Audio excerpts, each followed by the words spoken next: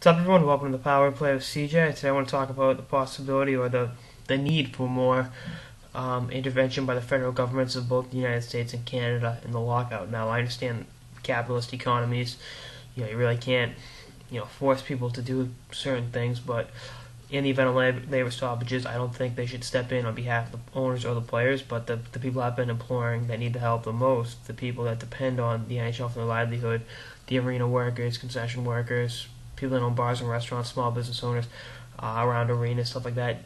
That's who the government has to come in and kind of speak for. I remember President Obama speaking about the NBA lockout last year. And I asked him about it. He said, I got too much to do. I mean, he's got the busiest job in the world. Whether you agree with the policies or not, gotta agree. He's got his dance card's all filled out.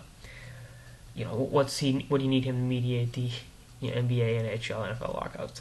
And one thing he said was, in addition to speaking up for the small business owners, that the reason the millionaires and billionaires have what they have is because of working class people that go and support the team, that buy tickets and buy merchandise. And your average person can't afford to go to a game very often, and they're still spending their hard-earned money towards these people, and I think that's what they're losing sight of.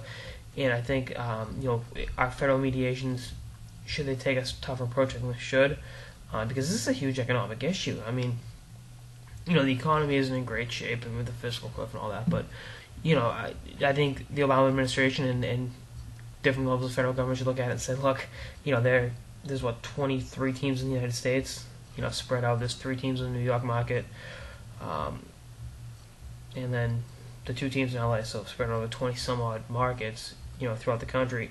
Those are losing revenue. That's money not getting put into the economy. The cyclical and the economic cycle and all that. And I think they should look at it and say they got to step up because there's just too much money at stake for everyone. I mean, if it's just millionaires and billionaires sitting around arguing, what does President Obama or anyone give a shit? But I think that's where you got to look at it and say, okay, this is where we got to kind of step up and if anything, force a deal to get done quicker. That's what you need. You got to step up and put the pressure on them. Now, you really can't have government interference in certain things, but like I said, when there's this much money at stake and so many people's livelihoods at stake as well, the federal government should come in and try to move it along smoother. I think the mediations failed miserably because of the hard line of the owners. I think it was through no fault of the federal mediators that it went up in flames. I think the owners need to come down, hopefully, like the piece I just did about James Dolan. Guys like him, Ed Snyder, a few other owners that are willing to compromise.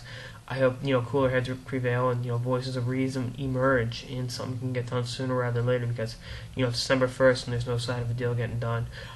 And I'd say we got 2 weeks for a deal to get done before we lose the entire season. So hopefully they can salvage 50, 60 some odd games.